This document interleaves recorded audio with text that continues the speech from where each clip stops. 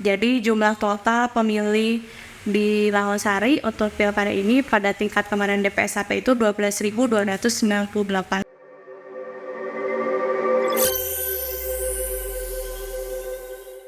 Bismillahirrahmanirrahim. Assalamualaikum warahmatullahi wabarakatuh. Waalaikumsalam warahmatullahi wabarakatuh. Ya, Baraya Bumdes, pada saat ini alhamdulillah saya berada di tengah-tengah bersama kita, yaitu Bapak Surya, ya. Beliau sebagai Ketua PPS Desa Langonsari, yaitu Panitia Pemungutan Suara Desa Langonsari, ya. Dan juga didampingi oleh Ibu Wiwi sebagai Anggota Divisi Data dan Informasi serta Teknis. iya, data dan informasi secara teknis. Ya, pada kesempatan ini kita akan membahas tentang tahapan-tahapan pemilu, yaitu pemilu kada, pemilihan umum kepala daerah, yang insya Allah tidak lama lagi akan dilaksanakan. Untuk itu mari kita dengarkan penjelasan secara langsung dari Bapak Surya sebagai Ketua PPS di Desa Langonsari ini, ya, tahapan-tahapan apa saja yang mungkin perlu disampaikan dan juga perlu diketahui oleh kita, ya, para pemilih khususnya yang ada di wilayah Langonsari ini. Silakan Pak Surya. Baik, terima kasih Pak Ustadz. Perkenalkan gitu kan, kami sebetulnya ada 3 Pak untuk anggota itu gitu kan. Untuk anggota PPS ada 3, kita dibantu oleh sekretariat 3 orang juga gitu. Nah, cuma kebetulan yang satu ini saya sedang ada keperluan itu aja. Sebab seharusnya masih dalam artian untuk sosialisasi bagusnya pastinya. Ini nih yang satu lagi nih, karena kan untuk divisi SDM dan sosialisasi partisipasi masyarakat. Gitu. Tapi nggak apa-apa gitu kan. Sebelumnya kita perkenalkan lagi gitu kan. Nama saya Surya, saya sebagai Ketua PPS Desa Langonsari pada pemilihan Gubernur dan Wakil Gubernur serta Bupati dan Wakil Bupati tahun 2024. Di samping saya juga di sini ada Ibu Wiwit. Kebetulan di sini sebagai divisi data informasi, ya, dan juga teknis. Gitu. Nah, bedanya untuk pilkada itu sekarang itu Pak, Ada yang ya ada berbeda nih untuk divisinya. Gitu. Kalau dulu teknis ada di ketua, gitu. Pas pada saat pemilu sekarang teknisnya ada di Datin. Jadi untuk pilkada sekarang jadi kebanyakan tugasnya nanti itu di Datin, data, ya, berhubung data di divisi Datin dan teknis gitu. Karena kalau dulu teknisnya ada di ketua, nah memang teknisnya ada di Datin juga gitu. Siap. Baik, untuk persiapan mungkin ya, untuk tahapan-tahapan gitu di pemilihan gubernur dan wakil gubernur, bupati dan wakil bupati tahun 2024. Sebetulnya alhamdulillah untuk sekarang kita sudah memasuki tahapan penetapan DPT ini Pak. Penetapan DPT. Iya, kalau untuk di tingkat Desa Langonsari sendiri sebetulnya DPSHP gitu kan yang ini sudah dilaksanakan pada tanggal 6 kemarin, ya, gitu, untuk serentak, tingkat desa. Iya betul, Serentak. Nah, untuk di tingkat kecamatan insya Allah hari ini akan dilaksanakan. Gitu. Tanggal 9 September. Betul, 9 September sekarang dilaksanakan di tingkat kecamatan. Baru nanti setelah beres di tingkat kecamatan akan dilaksanakan pleno di tingkat kabupaten. Betul. Nah, bedanya apa nih gitu kan? Pas pada saat di awal di rapat pleno DPHP gitu kan, dan rapat pleno yang kemarin di DPSHP gitu. Karena intinya pemilih yang setelah ditetapkan gitu kan di rapat pleno kemarin ya. DPSHP, berarti nantinya itu si pemilih itu sudah menjadi pemilih tetap gitu dan tidak bisa dihapus gitu. Jadi kalaupun toh memang dalam artian meninggal, pemilih ini tidak bisa nantinya itu tidak memenuhi syarat lagi gitu. Gitu. Jadi walaupun toh sudah meninggal tetap saja akan termasuk sebagai daftar pemilih. Termasuk sudah ditetapkan menjadi daftar pemilih tetap. Nah, untuk penetapannya sendiri kan nanti ada di KPU di pleno tingkat nasional. Gitu. Iya. Nah, untuk tahapan-tahapan mungkin sesuai dengan PKPU nomor 2 gitu ya, nomor 2 tahun 2024 gitu. Itu yang kita pedomani sebagai landasan hukumnya gitu kan. Pada saat tahapan pemilu kada tahun 2024 sekarang. Di situ ada juga tahapan persiapan dan juga tahapan penyelenggaraan atau pelaksanaan penyelenggaraan pemungutan suara.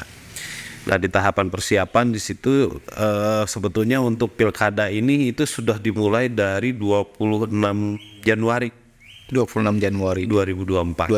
Iya, untuk perencanaannya itu persiapan itu sudah dari 26 Januari. Dari awal tahun kemarin. Iya, dari awal tahun.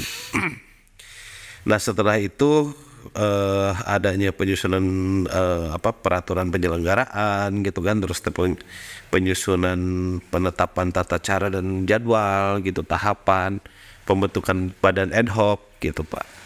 Jadi kita pun juga waktu itu dibentuk itu di bulan April 2024 gitu untuk PPK-nya dulu, badan ad hoc. Untuk PPK-nya. Iya.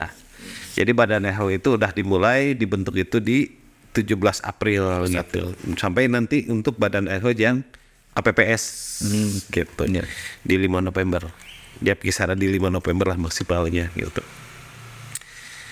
Nah, setelah itu ada pemberitahuan juga untuk data pemilih gitu kan, Data pemilih. ya pendaftaran pemilihnya gitu kan, penyerahan formulir data pemilih potensial atau DP4 biasanya disebut DP4 itu dari Kemendagri, dan juga data dari DPT yang pemilihan sebelumnya Waktu Pilpres kemarin. Jadi salah satu acuan juga, Betul gitu. Nah, itu sebagai acuan dari DPT di Pilpres, dan juga ditambah lagi DP4 yang dari Kemendagri. Betul. Nah, setelah itu maka di tingkat desa gitu kan dibentuklah Pantarlih itu yang bertugas untuk mencocokkan dan pemutakhiran data pemilih, ya data potensial tersebut gitu. Gitu. Nah, kemarin juga Pantarlih alhamdulillah sudah selesai gitu, dengan masa kerja 1 bulan dimutakhirkan dari data DP4 gitu. Nah, setelah itu baru kita plenokan di pleno daftar pemilih hasil pemutakhiran DPHP gitu. Nah, nantinya setelah DPHP ini di tingkat desa, kecamatan, kabupaten, provinsi, di nasional, nah inilah yang menjadi dasar DPS, ditetapkan menjadi DPS, daftar pemilih sementara. Nah, di daftar pemilih sementara ini masih bisa diperbaiki gitu, atau takutnya ada data yang salah gitu kan, atau ada perubahan elemen gitu, atau misalkan ini sudah meninggal, ini sudah pindah. Nah, di sini masih bisa ada kesempatan saja. Nah, di sini namanya prosesnya untuk DPS HP gitu. Jadi daftar pemilih sementara untuk perbaikannya gitu ya. Sebentar Pak, mungkin ini tadi data ada kan Pantarlih. Betul. Pantarlih itu kan kemarin waktu pileg, sebelum pileg ada Pantarlih. Betul. Nah, untuk pemilu kali ini juga sama gitu, ada Pantarlih. Sama. Oh, jadi dimutakhirkan. Iya, harus dimutakhirkan. Jadi kalau misalkan saat ini ya ada yang usianya sudah masuk, kemarin pileg belum masuk usia pemilih, ya data pemilih. Nah, sekarang misalkan usianya masuk sebagai data pemilih itu diinput juga sama itu. Betul. Betul. Nah, bahkan kemarin juga kan hasil pencocokan gitu kan di lapangan. Nah, ternyata ada juga nih data-data pemilih pemula gitu kan yang belum masuk, tapi secara data sebetulnya ini sudah masuk nanti itu pas pada saat pemilihan gitu ya, di 27 November 2024 sudah masuk 17 tahun. Itu tetap dimasukkan sekarang. Iya. Jadi mungkin perlu diketahui juga bahwa untuk pemilu kada ini, ya pemilihan kepala daerah ini, kita mungkin di Kabupaten Bandung ini ada 2 ya. Mungkin ini satu hal mungkin ya yang perlu diketahui oleh masyarakat juga gitu ya. Harus bisa membedakan juga mungkin Pak, karena dalam artian ada sebuah konotasi gitunya antara pemilu dan pemilihan. pemilihan. Iya, nah itu yang agak berbeda sebetulnya sih, dalam artian kalau kita berbicara pemilu berarti pemilihan umum. Iya, gitu. Pemilihan. Tapi kalau kita berbicara pemilihan gitu berarti itu di pilkada. Oh, Gitu. Jadi kalau misalnya disatukan pemilu dan pemilihan, memang kedua-duanya sama tentunya untuk pemilihan. Hanya saja gitu kan untuk konotasinya saja itu yang berbeda nantinya. Kalau pemilu itu untuk pemilihan umum, pemilihan legislatif dan eksekutif, gitu kan, untuk presiden dan wakil presiden. Nah, kalau untuk pemilihan itu untuk pilkada. Pemilihan kepala daerah itu. Kepala daerah, betul. Nah, kebetulan untuk tahun sekarang secara nasional pilkada itu dilaksanakan serentak, gitu. Semua daerah, seluruh Indonesia, gitu. Dilaksanakan serentak gitu. Di hari yang sama ya, Di hari yang sama, tanggal 27 November 2024. Nah, mungkin saya ingin sedikit bertanya Pak untuk jumlah TPS mungkin ya, boleh saya sampaikan itu Pak. Nah, ini kan sekarang ini kan apakah sama dengan yang pemilu legislatif kemarin, pilpres kemarin, untuk jumlah seperti itu apa Bapak yang menyampaikan atau Ibu? Bu Wiwit. Oh, Ibu. Untuk datanya. Nah, itu untuk data-data berarti ya Ibu ya. Iya. Untuk pilkada saat ini jumlah TPS-nya mengerucut jadi 25 TPS di Rawasari. Kalau untuk pemilu sebelumnya kan 48.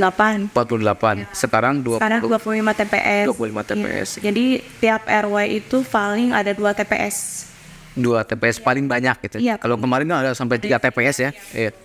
Kalau sekarang ada 25 TPS lebih. 25 TPS. Oke. Berarti di sini ada 16 RW dengan 25 TPS. 20 TPS. Berarti satu TPS itu berapa banyak ya Mas pemilihnya? Berarti ditambah ya jumlah pemilihnya. Betul. Kalau dari KPU sendiri sebelum penetapan sekarang DPSHP, jadi divisi Datin itu harus menyatukan setiap jumlah pemilih. Yang dulu waktu pemilu itu 200 sampai 300 ya Pak? Iya. Per TPS. Kalau sekarang itu hampir 600 maksimal aja. Maksimal 600. Berapa persen itu ya pendekatannya? Iya. Jadi maksimal itu di 600, minimal di 400. 400. Karena mungkin sekarang lebih simpel mungkin ya. Beda dengan legislatif dan presidennya banyak banyak yang harus dicoblos, banyak yang harus dihitung, direkap ya mungkin ini. Oh iya. Mungkin kalau untuk di desa di tingkat RW sendiri apakah sudah terbentuk Pak untuk kepanitiaan ini? Nah, untuk tingkat TPS mungkin ya. Tingkat TPS belum Pak. Mungkin iya, belum dibentuk. Dan nanti itu untuk tingkat TPS sendiri ada jadwalnya itu di kisaran di bulan Oktober. Oktober sampai 5 Novemberan gitu. Oh, untuk panitia itu? Iya, KPPS-nya untuk pembentukan KPPS. Apa tidak terlalu mepet itu? Secara ininya enggak Pak, karena untuk KPPS sendiri itu masa kerjanya gitu kan, masa kerja itu biasanya juga 1 bulan sama. 1 bulan. Iya, walaupun dalam artian pelaksanaan hanya 1 hari gitu kan, tapi untuk masa kerja sebetulnya itu untuk 1 bulan gitu. Itu apakah petugas-petugasnya yang kemarin lagi ataukah memang misalkan ada pengajuan yang baru misalkan? Nah, kalau untuk itu kita lakukan terbuka. Iya, terbuka saja gitu kan. Nanti pada saat nanti tahapan pengumuman untuk pembentukan KPPS kita diumumkan baik di desa ataupun misalnya di media sosial desa dan juga di tempat-tempat yang mudah dijangkau gitu. Mungkin karena tadi untuk pemungutan yang lebih simpel karena ada dua calon dua yang kita kita coblos ya, pemilihan kabupaten untuk bupati, kemudian provinsi, gubernur untuk provinsi ya. Jadi karena lebih mudahnya ini, lebih simpelnya sehingga banyak yang lebih dipersempit mungkin ya, lebih di data-datanya TPS-nya terutama yang kemarin kan sampai berapa 48 TPS ya, luar biasa apa gemuk lah gitu. Kalau saya lihat di sini ya, di Desa Lawangsari ini termasuk gemuk, tapi karena untuk pemilu kada ini relatif lebih simpel gitu lah, lebih mudah mungkin. Ya mungkin ini juga dilihat dari pengalaman kemarin ya, sebelumnya ya event pemilu kada, bahwa ya untuk durasi waktunya juga tidak sampai malam, sampai subuh gitu. Nah, iya. Seperti itu, seperti pileg kemarin. Pilegnya kemarin aja ada sampai jam 3, setengah jam 5 baru selesai. Sampai ada yang 24 jam ya. Ya seperti itu ya. Nah, itu juga salah satu hal yang perlu diketahui juga, bahwa oleh ya Baraya Bumdes ya. Jadi untuk pemilu kada di tahun 2024 ini ya, sampaikan kembali itu akan dilaksanakan pada tanggal 27 November, itu hari Rabu ya. Itu serentak seluruh Indonesia. Dan untuk kita di Kabupaten Bandung ya akan memilih calon bupati dan gubernur. Nah, mungkin dari data-data, kembali ke data mungkin Bu ya, saya ingin coba tanyakan ya. Itu kan biasanya banyak sekali yang pada hari H itu ada perubahan-perubahan. Nah, yang perubahan-perubahan di hari H itu pemilihan ya terutama itu bisa dilakukan, nggak bisa berubah, nggak data-data itu, atau misalkan gini ya, kan ada yang suka ingin pindah gitu Pak, maksudnya Pak. Nah, ada perpindahan data itu kan otomatis biasanya ada berubah mungkinnya data-data. Ini biasanya ada persyaratannya ataupun ada form untuk itu Pak. Oh ada. Ada. Nah untuk biasanya ya untuk nanti itu setelah penetapan DPT Pak. Penetapan betul. Karena kan untuk sekarang juga masih untuk rapat pleno dulu nih. Intinya itu untuk penetapan DPT gitu. Nah nanti setelah DPT ditetapkan gitu kan, masyarakat yang memang ingin pindah memilih gitu kan, ataupun misalnya yang pindah domisili gitu. Jadi untuk yang pindah itu biasanya ada dua kategori. Iya, ada yang memang pindah memilih. Jadi dalam artian datanya sendiri, data pemilihnya itu, data kependudukannya tidak pindah. Tapi dia ingin memilih di tempat sekarang gitu. Nah, sekarang yang domisili gitu ya. Terus ada yang memang pindah itu karena pindah domisili gitu. Jadi secara data kependudukannya dua-duanya pindah. Orangnya pindah gitu kan ke tempat yang baru, dan datanya juga pindah gitu. Nah, itu biasanya dilaksanakan untuk pemilu kemarin itu di 1 bulan. Maksimal itu 1 bulan sebelum pemilihan atau pemungutan suara. Kalau kemarin sih ada maksimalnya itu di 1 minggu juga. Ada yang 1 minggu aja karena kemarin itu dibagi 2 gitu. Jadi ada yang memang untuk umum gitu ya. Terus ada juga yang khusus karena masalah-masalah khusus itu. Masalah khususnya seperti yang sedang sakit gitu kan, atau misalkan sedang di lapas gitu. Jadi yang di lapas khusus itu bisa ada DPTB gitu. Ada data khusus ya. Betul, untuk mengurus DPTB-nya. Nah ini mungkin yang perlu disampaikan gitu kan ke teman-teman pemilih, kepada masyarakat gitu kan. Intinya cek DPT online gitu. Takutnya dalam Bapak Ibu itu belum terdaftar, ataupun misalnya terdaftar tapi terdaftar di tempat lain. Gitu, di TPS lain atau di TPS asal, karena pas pada saat perpindahan itu belum mengurus perpindahannya, atau misalkan belum melapor perpindahannya ke PPS juga, PPS desa gitu. Nah supaya nanti pas pada saat setelah penetapan DPT nanti ada renggang waktu untuk perbaikan. Bukan perbaikan sih Pak, sebetulnya untuk pengusulan. Iya, DPTB untuk yang perpindahan. Nah, di renggang waktu itu mungkin nanti kesempatannya. Karena kalau setelah nanti selesai DPTB, ditetapkan DPTB, pas pada saat waktu pelaksanaan itu tidak bisa. Jadi kalau misalkan untuk sudah terdaftar di TPS di luar gitu kan, di luar desa. Nah, terus sementara yang bersangkutan misalkan berdomisili di sini itu, nah itu tidak bisa kita layani. Gitu. Makanya itu ada sekitar 1 bulan, karena tadi ya perlu persiapan itu tidak bisa mendadak sih. Iya. Jadi memang perlu ini diketahui juga ya informasinya. Jadi kalau misalkan ada hal-hal yang seperti tadi disampaikan, perpindahan data, perpindahan pemilih, maka ya itu jauh-jauh hari harus dipersiapkan minimal sebelum 1 bulan sebelum pelaksanaan. Nah, mungkin ini Bu Wit, kalau untuk data pemilih untuk jumlah pemilih untuk pemilu kada ya, pemilihan kepala daerah ini itu di Desa Langonsari ada berapa sekarang? Kalau untuk jumlah pemilih untuk pilkada pada penetapan kemarin rapat pleno DPSMP itu untuk jumlah laki-lakinya ada 6.202, 6.000. untuk perempuannya ada di 6.096.